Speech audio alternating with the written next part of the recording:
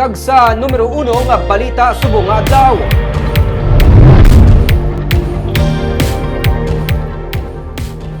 Negosyante nga si John C. ang naghatag sang pahayag angot sa nagluntad nga pagpatay sa iya nga anak.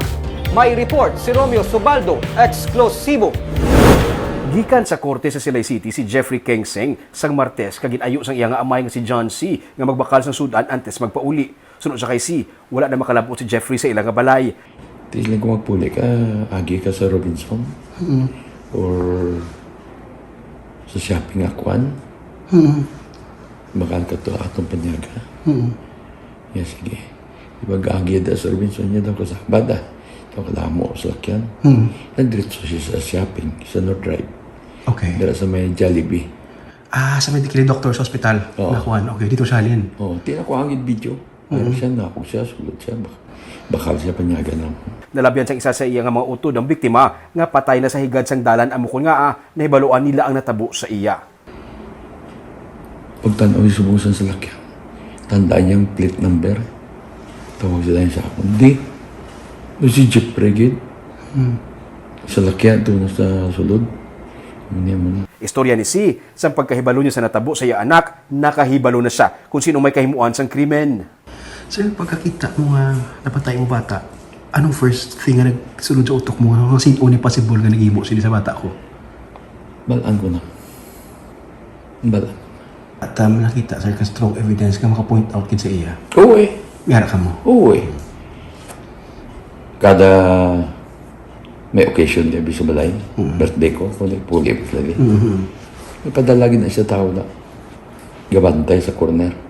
Family case o kung kinasuhay mismo sa sulod sang pamilya ang ugat sang tanan. Binilyon ka pesos kuno sulod sa kay C ang balor sang kwarta kag mga propiedad nga ginaawayan. 2010 pa lang, nakabato na si C sang impormasyon nga may plano nga tumbahon sila nga duha sang iya anak nga si Jeffrey nga iya ginakabig bilang right hand. Since 2010, may nagpabalo na sa akin. Tayo mga 12 years ago pa. Ngamiya mo na na eh. Na inamitingan namin. Pero natabo, sir, ang pagkuha sa imo nga mga property 2019, tama? No, 2010 pasugod. Nasugod 2010 pa lang. Hindi na nagsugod. Sanggin pamangkot kung ano ka matuod ang mga sugilanon nga nagasiling nga isa siya katunto nga tao kag land grabber, ini ang yanangin pahayag. Pagpatay sa imong bata, gampal nga si tatay na tunto nga tao. No. Ginaaw daw pa na nagagawa ng storya. Yo. Ano mahambal mo dira, sir? Di, ako ya, prinsipyo ko ya.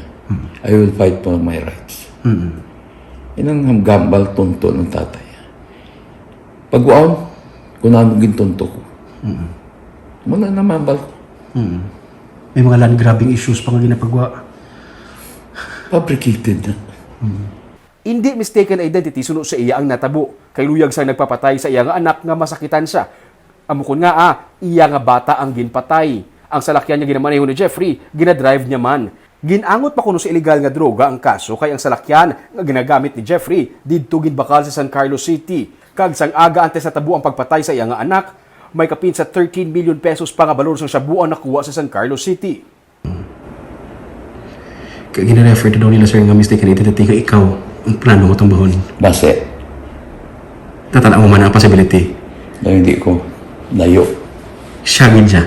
Siya, To give you a message. oo, na sakitan ako. Kaya siyang right hand ko mo.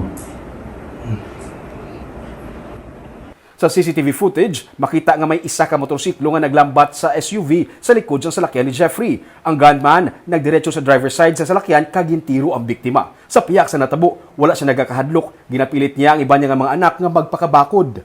Ako way lang ko, kaya extra precaution lang ko. Pero tigway tamay mo. Kung tuyoon kagid, tuyoon kagid. Pero ti ako niya, ever since ang 2010, mga tao nga mga ari sa amo for so long, kwartagi siya ang importante.